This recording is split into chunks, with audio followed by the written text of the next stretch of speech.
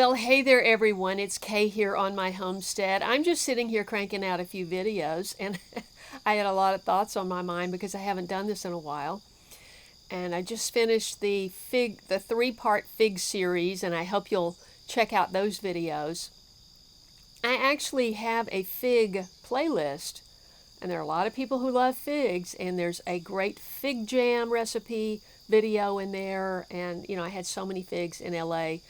And so, and we air layered, and Jack and and I have a bunch of great videos in that playlist if you want to check it out. I put the link right up there. And so I'm hoping to get some figs before the end of the season. I figure I've got about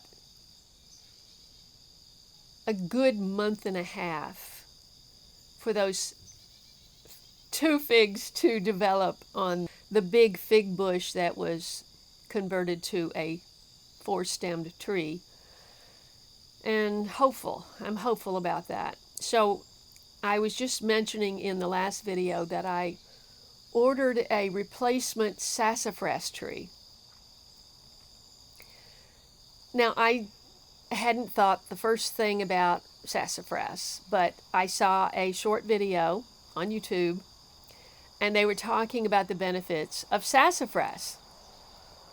It's a host plant for I think it's the spice bush swallowtail. It's supposed to have, oh, there's the hummingbird. I know, go to the front porch. The feeder's on the front porch. Thank you.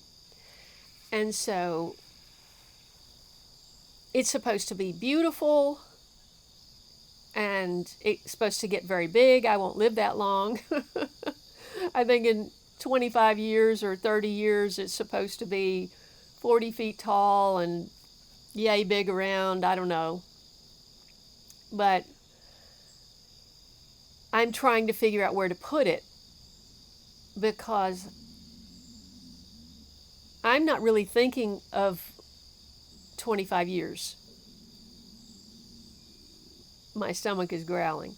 I'm not really thinking about 25 years from now. I'm thinking about a year from now. Because there's going to be a stopping point that I am going to be able to live here, certainly live here alone, and manage this place. So that's weighing on my mind. And I have just developed this beautiful driveway garden, which right now has got a lot of weeds, and I need help. But I'm thinking, and you really don't want to plant a tree that could have a big life with the idea that you're going to move it.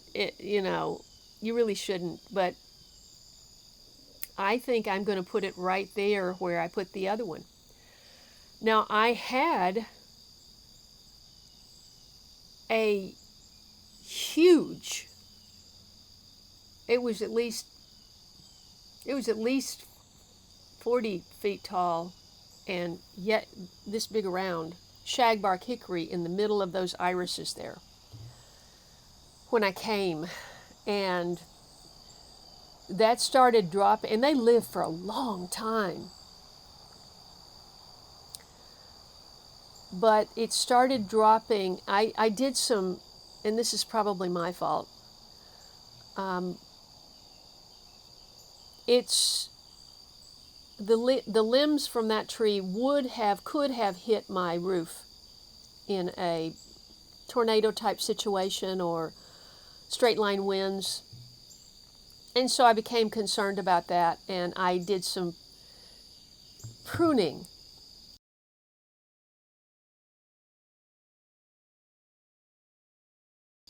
With that first guy I had here, and he had a bucket truck, and he went up and he cut off some, 10 to 20 feet off of all the branches. And so after that, some of the branches just started falling because it killed the branch. And so I thought, well, I can't have that because somebody could get hurt, namely me. So the whole thing came down. with a different person. I think that was about 23. So that whole thing came down. And I thought, well, gee, and I had the stump ground down, so, you know, it doesn't have a big old stump in the middle of the irises. And so I thought that might be a great place to put the sassafras tree. So that's where I planted the first one that never emerged from the dormant state. Which is why I have made a commitment not to buy any more bare root trees. You may have better luck, but I'm just not, you know, I just haven't had luck with that. So this tree that I just bought, I haven't even unboxed it yet. I've got to do that this morning, and I really need to go ahead and plant that. I think I can, if I plant it in the same hole, I can just do that myself, because I created that hole and I planted that. So I'm going to get that planted today. And also, I have got to get my taxes going, because I filed an extension this year because of all the things that were going on this spring. And so now it's crunch time. And right when I need to just be out here every morning, it's not even hot right now. I'm not sure how hot, what the temperature is. It's been 90 in the afternoons, but right now it's perfectly comfortable. So it'd be a great time. It's still in the shade. It'd be a great time to just go do it right now. Maybe that's what I should do. Let's just get that planted. Listen, thank you so much for watching my channel. I didn't expect to do this, but I'm just going to add this on to this video. Thank you so much for watching this channel. If you haven't subscribed, I hope you will. We talk about, you and me, talk about health. We talk about food preservation, medicinal plants, tinctures, perennials, annuals, mainly gardening, but also sustainable living. I mean, we got to survive what's coming, right? As best we can. And we know something's coming because they're actually telling us now. So we got to get prepared. And I have a lot of prepping videos, so be sure and check those out. Those actually are my most popular videos.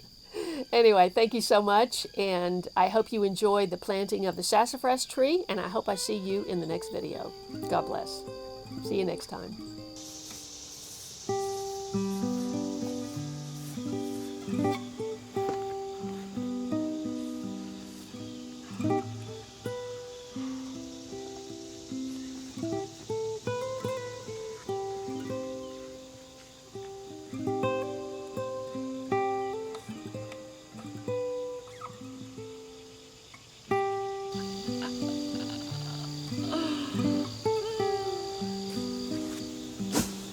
Welcome. Welcome.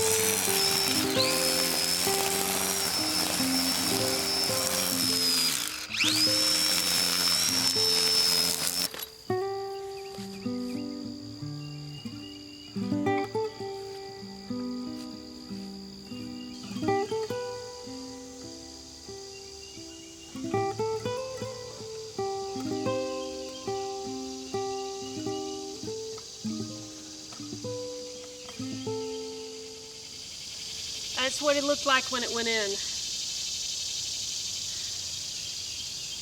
Okay. Not much to work with there. Yeah. I am increasing the size of the hole because of the root ball that's going in. I just wanted to show you a slice. This is how wet the soil is. This is August. We've had so much rain. It's wet way down below this, but this is the top. So I've got this good soil, and then after about 6 inches, it starts being solid tan clay.